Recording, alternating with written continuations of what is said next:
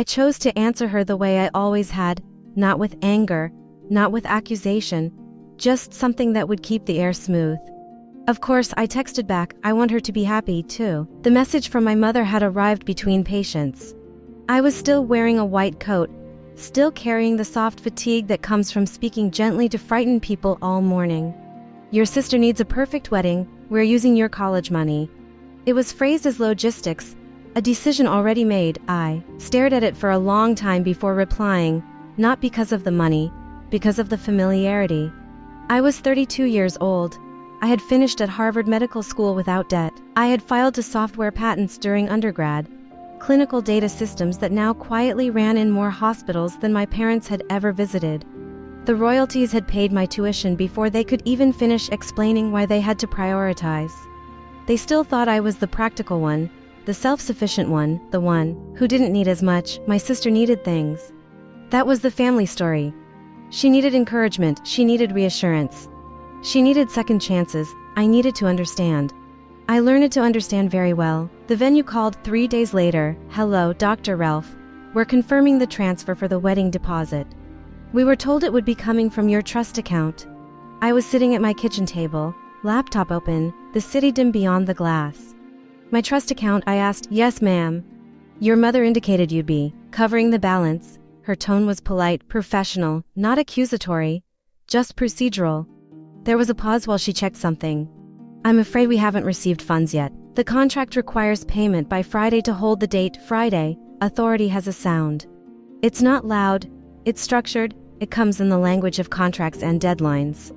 Who authorized you to bill me? I asked, still evenly.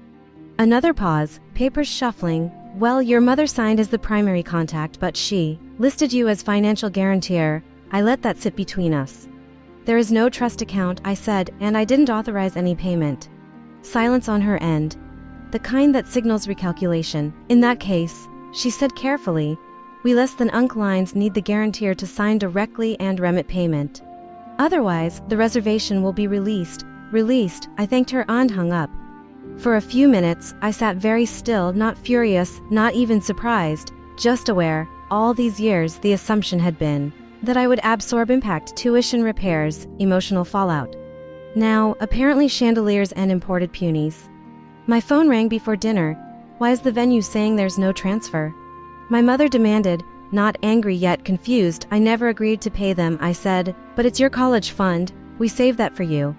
I looked around my apartment. The bookshelves I bought myself. The framed patent certificates I never sent home. I didn't use it, I reminded her. A pause. Well, we assumed. Yes, I said softly. You assumed. In the background, I could hear my sister crying. She had always cried easily, it moved people. This is her day. My mother continued, voice sharpening. She deserves something beautiful, I agree. Then why are you doing this? Doing this? I could feel the old reflex rising. To fix it, to soothe it, to volunteer. Instead, I inhaled slowly. I'm not stopping her from having a wedding. I said, I'm stopping you from assigning me a bill I didn't agree to. The line went quiet. There it was. The moment that shifts control, not dramatic, not explosive, just unmistakable. They had believed they were redistributing something that belonged to them. They had not realized it belonged to no one. My sister called later that night. Her voice was smaller than usual. I didn't know, she said. I believe you.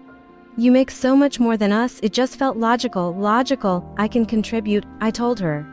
But not because you decided I would, not because you told vendors to expect it. She sniffed. So what does that mean? It means you pick a version of this wedding you and mom can sign for yourselves. If you want help after that, we'll talk. It wasn't revenge, I didn't withdraw love. I withdrew presumption. The venue date wasn't released. My parents signed as guarantors. The package shifted. Fewer guests, local flowers, a different band, no imported marble dance floor. There were tense weeks. My mother used the word selfish once. My father stayed mostly silent. I didn't argue. I didn't justify my income or my past sacrifices. I simply didn't step in. At the rehearsal dinner, my aunt squeezed my hand. You've done so well for yourself, she whispered. Your parents must be proud. I smiled because I understood the script, but I also understood something else now. Pride doesn't require erasure. The wedding was beautiful. Not extravagant, not magazine-worthy, but warm. My sister looked radiant. She always did under soft lighting and focused attention. I stew.